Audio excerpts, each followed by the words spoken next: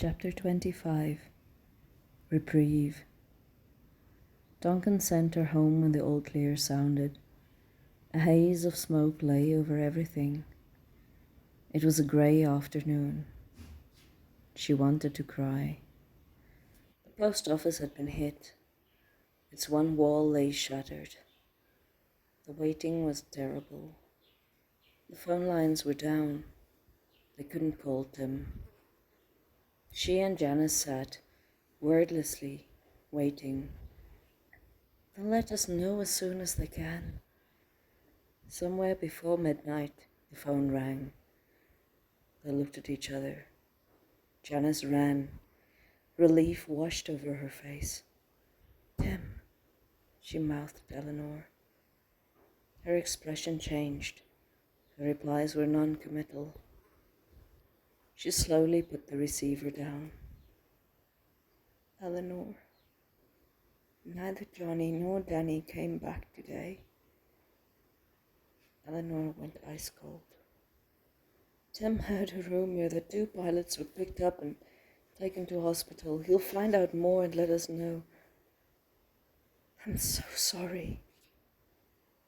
She sat in a stupor. Somehow, today, of all days, she had not expected it. Janice made tea, but she couldn't touch it. The phone rang again. Eleanor couldn't move. Janice got it. She squealed, "It's Johnny! It's Johnny!" Paused. "He wants to talk to you." She unfroze herself. "Johnny." "Hey, love. We're okay. We're all right. Don't cry, sweetheart.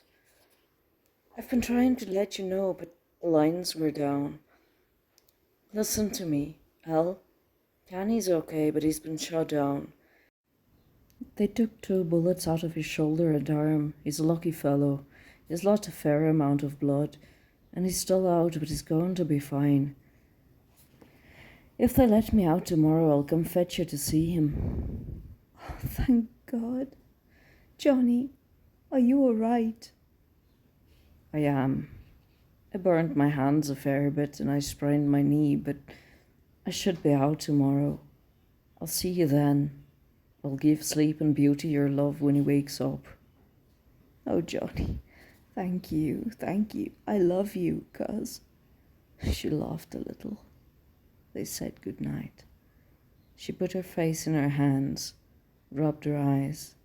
"Jan, do we have whiskey? I need a shot."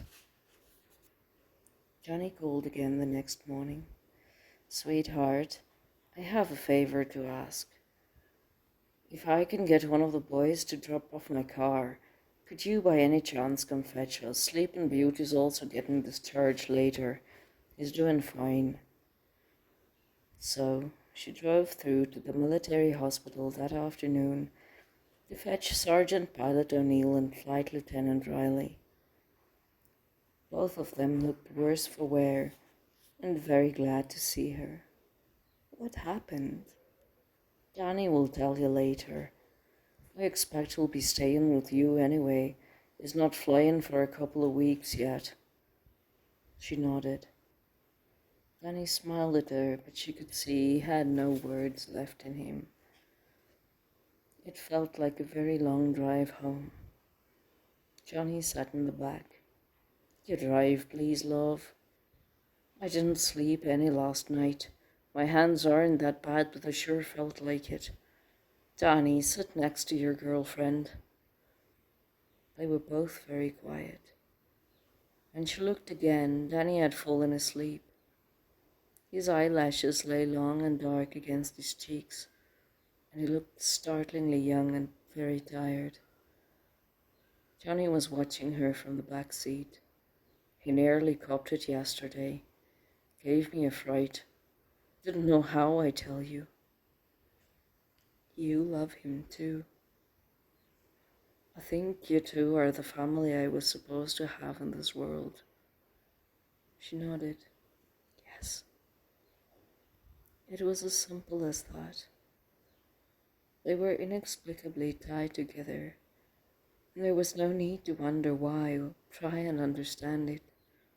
It was simple, and when everything in the world bordered on madness, it was good to have something that was constant and right.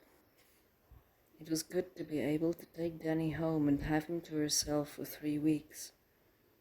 Johnny winked and said he had to see someone in London, and not to worry, he'd be fine.